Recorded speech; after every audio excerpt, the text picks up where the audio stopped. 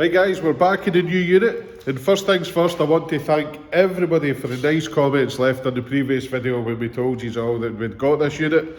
It's great to hear all the positivity, and yeah, I think you guys are right. Although we've risked a lot to do this, I think we'll pull it off, and yeah, I just can't wait to get stuck into making loads of content in here.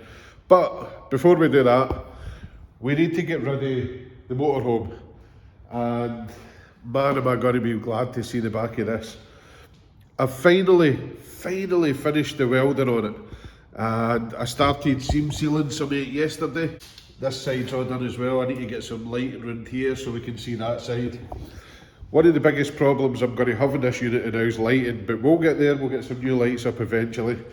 But yeah, the problem I've got with this motorhome is I've completely undercosted it, and I've really shot myself in the foot, so I won't be doing that again. So basically I went to look at it in the storage facility where it was being stored just after its MOT, and I kind of lay on the grass, looked underneath, and I sort of priced it up for every single bit of welding that the MOT inspector had circled with his chalk. Completely didn't think about the fact that I would have to cut back to good metal to weld in patches. The thought never even crossed my mind for some reason, so I priced it on that. And then of course when I got it down here, I had to cut so far back. If you follow us on Instagram, you'd have seen pictures of the mesh with the catalloy and the fiberglass and everything in it. So basically, I had to replace this whole side. So for the back of the headlight, all the way back to the body, is all completely new. It's really hard to see because obviously we've got lighting issues and things like that. But yeah, I had to replace all of that, and there's no repair panels anymore. The only repair panel you can get is the outer sill. So everything else I've had to fabricate from scratch, including inner structures, step structures, inner wheel arches, inner fenders, everything had to be all made from scratch. And of course I'd already gave the guy a quote. I went back to him, told him about the extra work, and his first reaction was instant panic as to how much it was going to cost. So it's probably 3 times the amount of work that I'd quoted for, and I couldn't charge the guy 3 times the price. There's a lot of story with this motorhome, a load of history, and the guy's heavily financially invested in it because he got it converted to hand controls, which again, they're not the best. All you get for your money is a couple of bits of rod bolted onto the steering wheel, and that's your hand controls. And I think he paid a fortune for them. So yeah, he's also got his boat out of the water, which he can't sell at the moment. He's been trying to sell it for a year and nobody's bought it. So yeah, long story short, I can't charge him 3 times the price because he probably just can't afford it, and the motorhome's not actually worth it. So never again.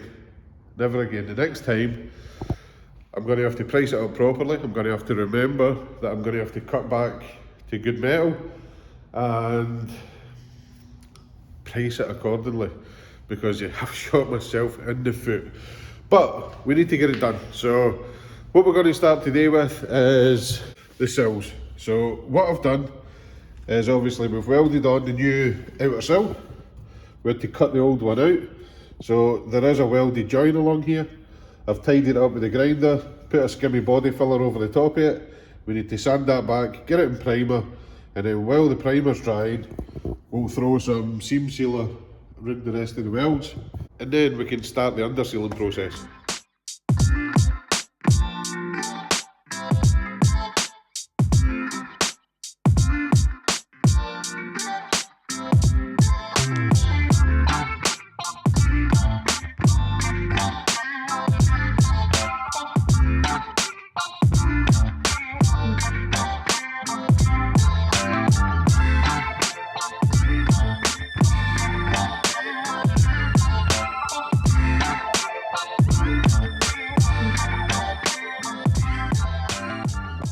Right guys, there we go, we've got a couple of coats of primer on the sills on both sides, and they're actually starting to look not too bad. And we've also got all the seam sealer done on the welding. If anybody ever tells you you're using too much seam sealer, don't listen to them. This is half the problem. Most modern cars are put together with loads of different panels that are spot welded together to make a car structurally strong. The biggest problem comes is where manufacturers don't use enough seam sealer and water gets in between the panels and they rot for the inside out, which is exactly what's happened to this. So, if you're ever doing repairs like this, lag it in seam sealer. Don't care what anybody says. Don't care if it looks pretty or no. Make sure it's sealed and it will never rot again. But, how's this for a stroke of luck? Obviously I need to paint the sills. So the paint code is Bianco 249. And when we done the Fiat 500, we went to Auto Parts so we could get a bit of touch-up paint for the Fiat, where we welded the new wing bracket on the internal frame. So I wasn't too worried about the colour match, so I grabbed a can of high coat, and it's Fiat Bianco 249, and there's enough in it to do the sills, so happy days. Today's not all about the motorhome. We've had a package delivered, so I need to go and pick it up. We also need to get the FTO out. This is going to be in a later video, guys. Don't worry, the oil leak's on the back. It's all good, the oil leaks are fixed. It's in for a few other bits and bobs. But we need to get this out, get another car in, and fit some new parts. Right guys, it's Friday, and you were supposed to be watching this video last night, but the parts didn't turn up until about 4, back at 4 in the afternoon. So it didn't leave me enough time to get on with what I wanted to do, so I'd done a couple of other bits and bobs that were pretty boring in between. So, obviously you seen me seam sealer the welding jobs. That's all nice and dry and ready to go. So what we're going to do first, I've took the FTO out. Let's get this place a quick sweep up, throw some masking tape down, get some under seal on this, put another coat of paint on the sills, and then we'll get the next car in, which these parts are for, and get that sorted.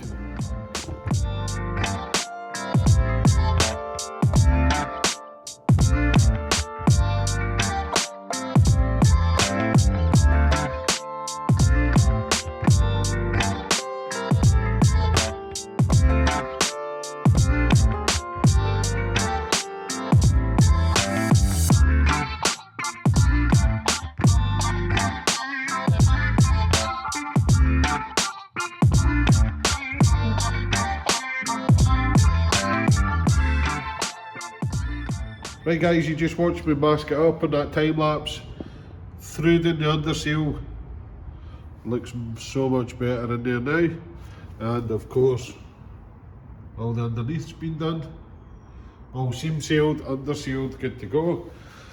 New sills, I've got the first coat of white. I didn't actually have enough of that Bianco, I'm going to have to go and get another can, but at least I know where to get it.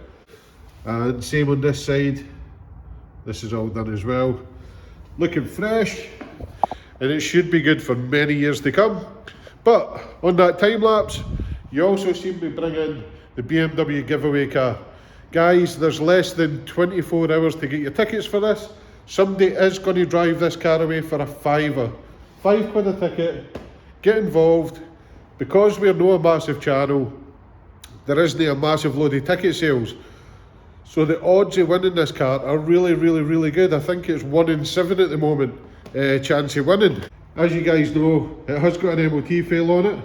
It's got a couple of broken springs, so we've got a nice wee box of springs there that we're going to start putting on it. It's got the CSL style wheels on it. It's got the full M Sport body kit. It's black on black. So black interior, black outside. It's a 320 diesel. So you'll be able to insure it and drive it every day, unlike a lot of other giveaway cars that you probably end up selling, because who can afford to run a Lambo these days? But yeah, this car's now getting prepped. It'll be going for its MOT shortly. Because the raffle ends on Saturday morning at 10 o'clock. You've got right up until, I think it's 9:59 to buy tickets. And then Raffle, the company, will make the draw. We'll find out who the winner is. and then we can get this finished off, MOT'd in a range collection. It's got to be pretty cool. One of you guys, one of the YouTube subscribers, somebody who follows us on Instagram, whoever it is, somebody who follows our channel is going to come and pick up this BMW and drive it away for a £5. I can't wait. It's going to be a brilliant experience actually giving this car to one of you guys for a £5. And yeah, you'll get many happy years motoring out of it, and then we can maybe do it again. We can maybe find something else that's a bit nice, a bit rare, do it up and do the same thing again. Couple of £1 a ticket and you guys can drive away the cars we fix. So yeah, let's get it jacked up, let's get some wheels off. I'm going to start on the back because the back brakes need looking at as well. The handbrake's not very good, they're slightly sticky, so I'm going to get them stripped down, see what it needs. If it needs a cable, we'll get a cable. If it needs shoes, we'll get shoes. Let's get it stripped and see what it needs. Right guys, slight change of plan because the parts came in for the customer's transit van that I'm working on. So we're going to get this thrown on so we can get this back to him tonight, and then obviously I can invoice it, which is good. But yeah, this should be a quick and easy job. DPF pressure sensor. It's on the side of the airbox here. We just quickly swap that round. Plug in the code reader, clear the codes, get a road test. It's already had a carbon clean. We've had the guys for Carbon Clean Scotland out. They've done the DPF clean, they've done the carbon clean. So yeah, let's change this sensor, take it for a road test, hopefully that'll fix it. But the main point of this video was like finishing the motorhome off and making sure you guys know about the BMW, because it is finishing at 10 o'clock tomorrow morning.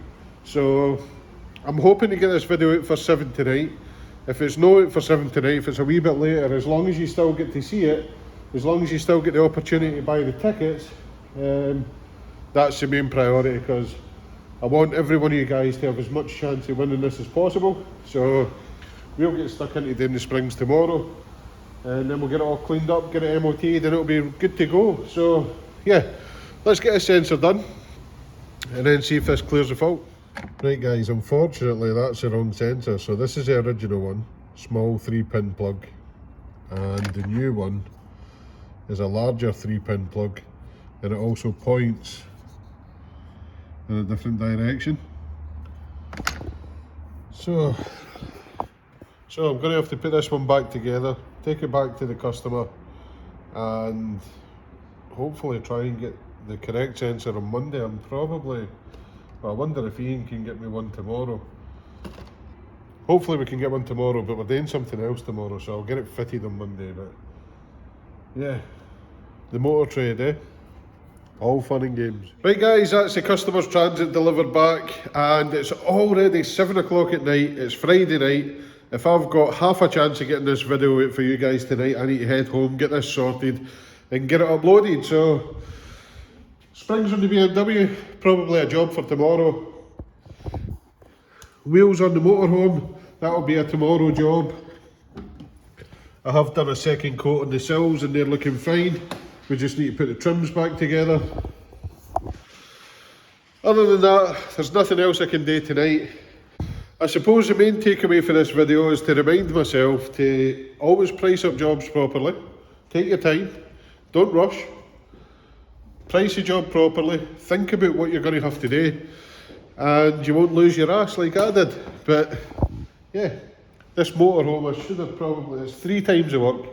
Like I said, I'm not charging the guy 3 times the price, so we'll take a hit in this one. I did actually quite enjoy doing it. I've not done fabricating and that much welding for a while, so it kept me out of trouble for a wee while. Let's get it up for this MOT on Monday, and it'll go back to the customer, and we can get stuck into all the other jobs we've got, because I've got a ton of cars outside there that all need prepped and all need work done in them. So you'll be seeing them next week. So thanks again for watching, guys. Everybody who's entered the BMW raffle, good luck. Have a great weekend. See you next week.